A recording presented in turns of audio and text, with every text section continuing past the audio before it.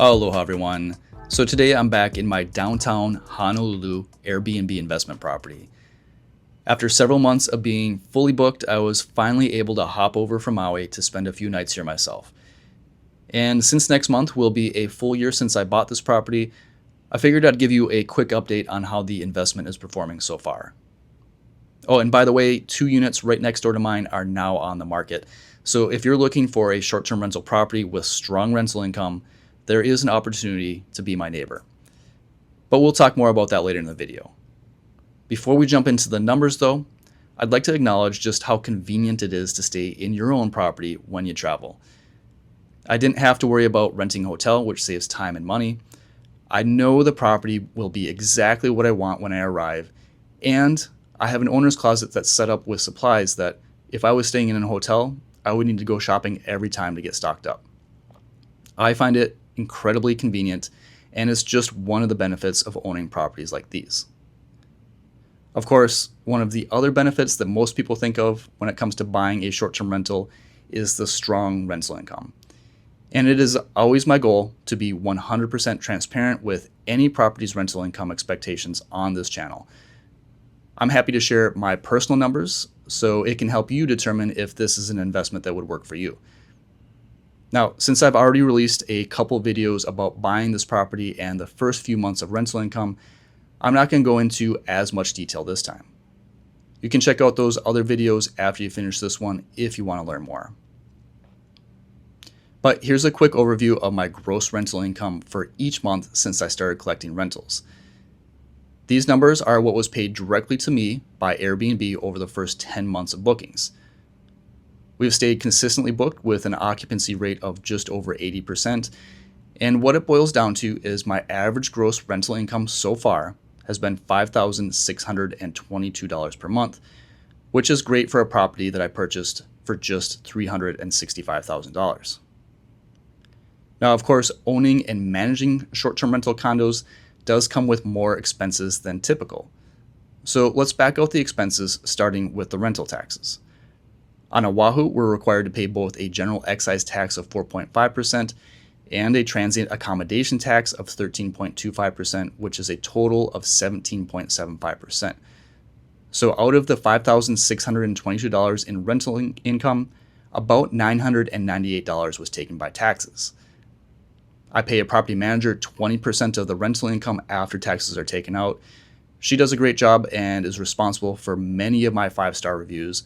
So I'm happy to pay her an average of $944 per month, so I don't have to do any of the busy work, making this mostly passive income for me.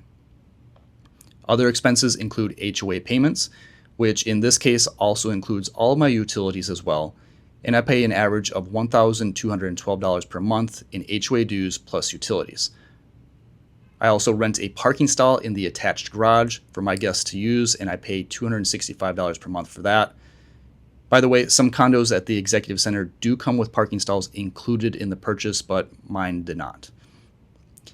And I do have a mortgage payment of $1,755 per month, which also includes property taxes and insurance.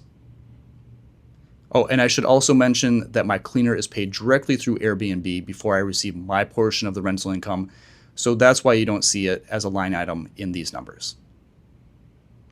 Now, after we subtract all the expenses from the income, it leaves us with a cash flow of around $456 per month. However, it is important to expect that there will be property maintenance from time to time, and I just had to take care of some repairs to the air conditioning, which cost around $1,500. But overall, the income is supporting all of the expenses, even the miscellaneous repairs, plus some cash flow on top of that. Now, I knew going into this investment that the rental income would not make me rich overnight, but it is paying down my mortgage. I received tax benefits that significantly reduce my taxable income.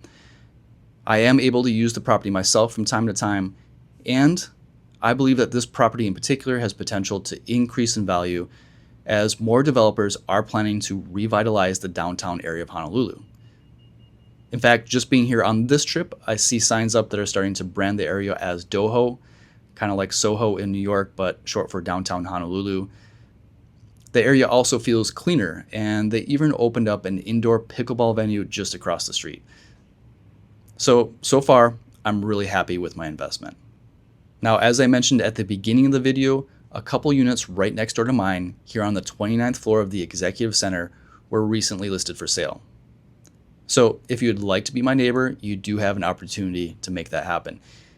Here's a quick video walkthrough of Unit 2901 that I previewed just yesterday.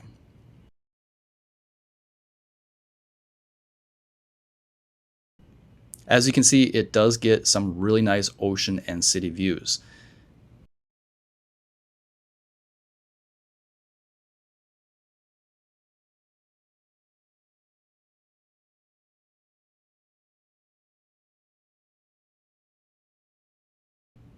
Now, if you saw the video walkthrough that I released of my condo right after I bought it, you will notice that the floor plan of this unit is a little different. My condo is a 1-bedroom and this one functions more like a studio. And my condo also has a washer and dryer in the unit, while this one does not. However, the asking price is already lower than what I paid for mine, so the differences are reflected in the purchase price. I'll share a link to the listing details of this unit in the description below, along with a link to all the active listings in the building. There's even an opportunity to acquire several units all at once here at the Executive Center in one bulk sale, for anyone that wants to deploy more capital for a discount. Feel free to reach out to me directly if this is something that you would be interested in. I'll be happy to answer any questions, and I can connect you with my Oahu associates and the property manager that I use to drive such strong rental income here at the Executive Center. By the way, me and my team also handle sales and rentals anywhere on Oahu, so whatever it is you're looking for, we can certainly help. But if you aren't ready to talk to a real estate broker quite yet, I totally understand. You can also do your own research using the rental income calculator that I use to do the preliminary research for my personal investment properties. I'll share a link to it in the description below. It does handle both short-term rental and long-term rental income estimates. And if you manually enter the property expenses, it calculates the ROI for you. You can enter how much you expect the property to appreciate over time and how much the rental income will increase over time, so you can see what the investment will look like 5 to 10 years into the future. Because as I've said many times on this channel, you should look at these investments as long-term investments, and they typically get better over time. This program can even help you calculate the tax benefits of purchasing the property, so it gives you the full picture of the investment in one holistic package. And it can be used for any property in the United States, not just here in Hawaii. So it is a very useful tool to get you started. Anyways, that's all I have for you in this video. If you found the information and transparency helpful, make sure to hit the like button, subscribe to the channel for more videos on my future investments, and share this video with anyone you know who is considering buying an investment property in Hawaii. I hope to see you all in the next one. Aloha.